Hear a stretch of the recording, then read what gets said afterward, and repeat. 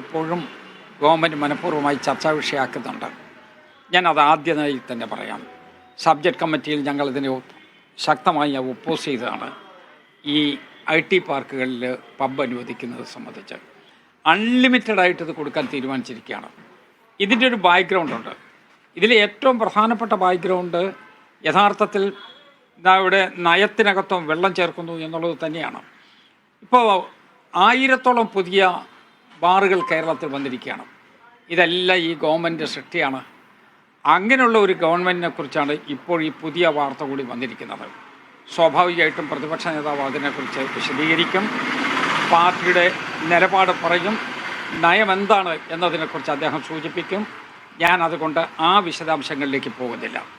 ഒരു കാര്യം മാത്രം, ഗവൺമെൻറ് നടത്തിക്കൊണ്ടിരിക്കുന്നത് വ്യാജ പ്രചരണമാണ്. കാരണം സബ്ജക്റ്റ് കമ്മിറ്റിയിൽ ഒരു വിഷയം കൊണ്ടുവന്നിട്ട് ആ സബ്ജക്റ്റ് കമ്മിറ്റിയിൽ ഞങ്ങൾ ഒപ്പോസ് ചെയ്തു എന്നുള്ള വിവരം പോലും പുറത്തു പറയാതെ അവർ ബോധപൂർവമായി കള്ളപ്രചരണം നടത്തുന്നതിന് വേണ്ടി ശ്രമിച്ചുകൊണ്ടിരിക്കുകയാണ്. അതിൻ്റെ അർത്ഥം ഈ ഗവൺമെൻറ് സത്യം പറഞ്ഞാൽ അബ്കാരികളുടെ കയ്യിൽ കളിച്ചുകൊണ്ടിരിക്കുന്നു എന്നുള്ളതിൻ്റെ പ്രകടമായ തെളിവാണ്. അതിൻ്റെ കാരണം എന്ത് എന്നുള്ളത് ജനങ്ങളിങ്ങനെ ആലോചിച്ചു കൊണ്ടിരുന്നപ്പോഴാണ് ഇന്നിപ്പോൾ പുതിയ വീഡിയോ ക്ലിപ്പ് കൂടി പുറത്തു വന്നിട്ടുള്ളത്. ഗവൺമെൻറ് പറയട്ടെ, പ്രതിപക്ഷ നേതാവ് സംസാരിക്കും, അദ്ദേഹം ഈ കാര്യത്തെക്കുറിച്ച് സൂചിപ്പിക്കുകയും ചെയ്യും.